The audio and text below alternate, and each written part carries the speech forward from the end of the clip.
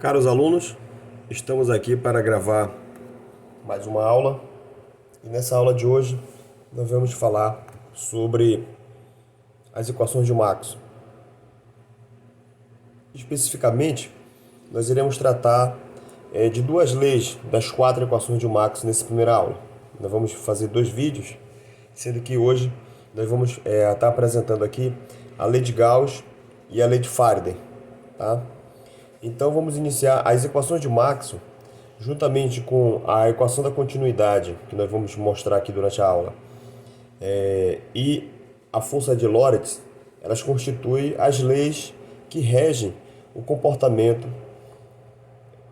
de qualquer sistema de carga, seja em repouso ou em movimento, né, que possa ser descrito pela eletrodinâmica clássica.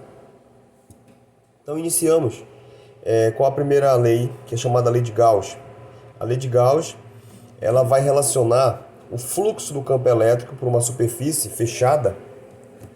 É possível mostrar que esse fluxo depende da carga interna que está localizado dentro de uma superfície que está envolvendo essas cargas.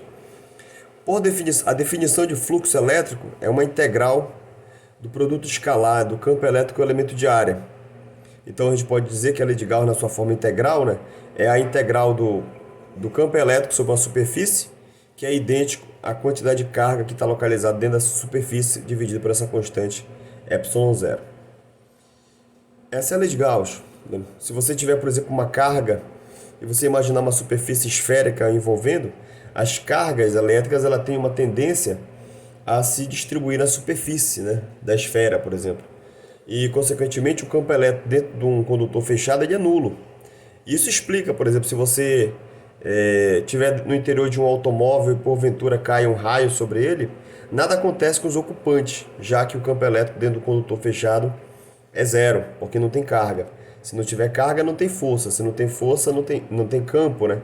E automaticamente não vai existir corrente elétrica. Nós podemos transformar essa equação número 1 aqui, a lei de Gauss na sua forma integral, numa forma diferencial. E para isso a gente pode utilizar o teorema da divergência, e que ela relaciona uma integral de superfície a uma integral de volume, através do divergente desse campo, né? E a carga interna a gente pode escrever como sendo uma integral de ρdV, em que esse ρ aqui representa a densidade de carga.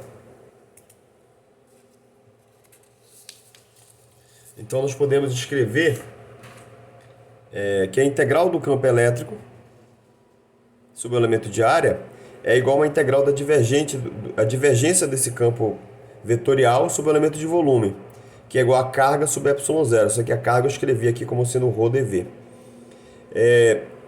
Eu posso reescrever essa equação dessa forma. Se esse elemento de volume é diferente de zero, eu tenho aqui que o divergente do campo elétrico é ρ sobre ε0.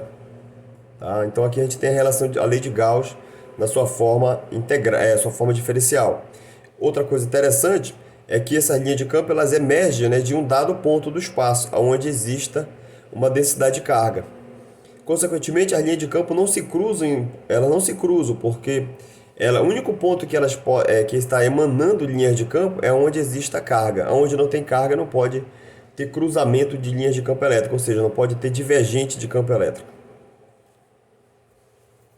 É possível nós fazermos uma relação entre a lei de Gauss e a lei de Coulomb, se nós imaginarmos uma carga sendo envolvida por uma superfície esférica. O campo elétrico ele é um campo que está perpendicular a essa superfície. Consequentemente, a gente pode escrever, né, a lei de Gauss dessa forma e o campo elétrico como sendo ER chapéu, onde esse R chapéu é um vetor perpendicular à superfície.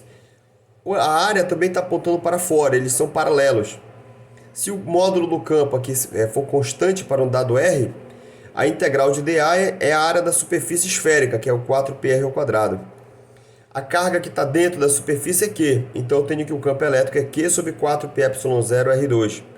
Esse campo nada mais é do que o campo de uma carga pontual, que a gente já tinha visto, por exemplo, você pode confirmar através da lei de Coulomb.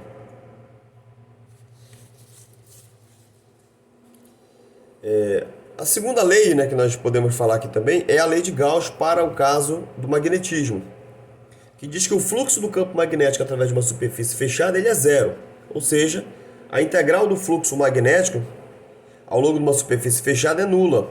porque as linhas de campo magnético são linhas fechadas. A linha sai de um ponto e volta para o mesmo ponto, sai do Polo Norte e volta para o Polo Sul. Você pode escrever utilizando o teorema da divergência, você mostra facilmente, né, que a integral desse divergente de B ela precisa ser igual a zero. Se dv é diferente de zero, então o div de B é igual a zero. Ou seja, a linha de campo magnético não converge para um ponto. E não existe monopolos magnético. Aqui a gente tem uma quebra de simetria entre o campo elétrico e o campo magnético, porque na lei de Gauss você tem que o divergente do campo elétrico é igual a ρ sobre ε0. Aqui o divergente do campo magnético é zero, pela inexistência de monopolos magnéticos. Tá? Existe um trabalho do Dirac de 1931 em que ele sugere, né, a possibilidade da existência de monopolos magnéticos. No final dessas aulas eu vou estar citando, mostrando aqui essa referência.